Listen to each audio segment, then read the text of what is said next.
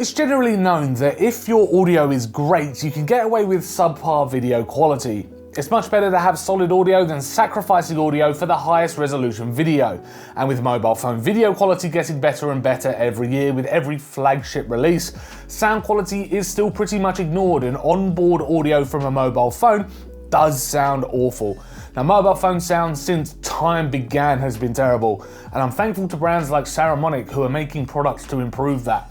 So today, we're taking a look at the Saramonic SmartMic 5S, a newly released mini shotgun microphone that's really been built for mobile phone content creators and maybe those who want to add an extra level of quality to their home movies. So in the box, you get pretty much what you see on the table here. You get the microphone itself, which is already plugged into the phone, which measures at roughly 5.5 inches, including the 3.5mm jack. You also get a nice foam cover to protect your audio from plosives, and you also get a dead cat windshield too.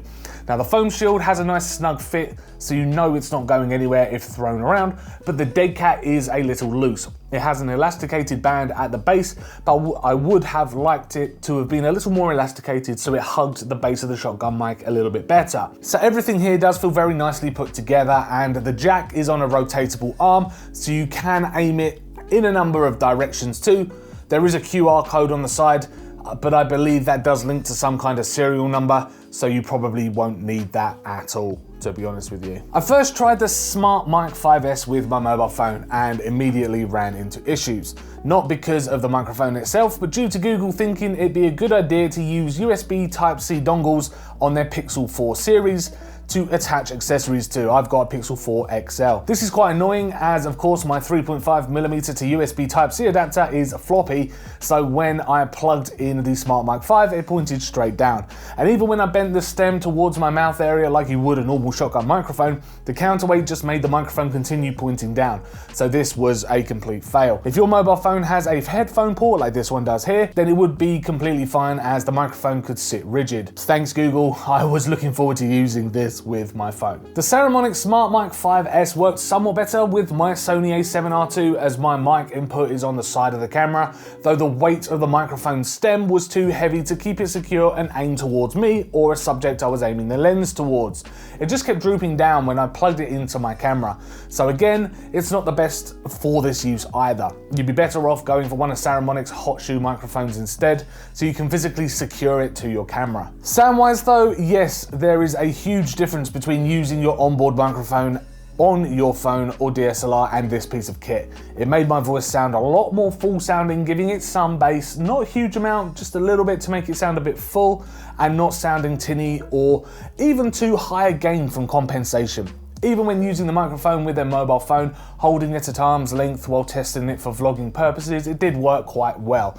So this is just an example of what the Honor 50 Lite will sound like when talking directly to the phone. I've got the microphone in my hand at the moment, it's not plugged into the phone.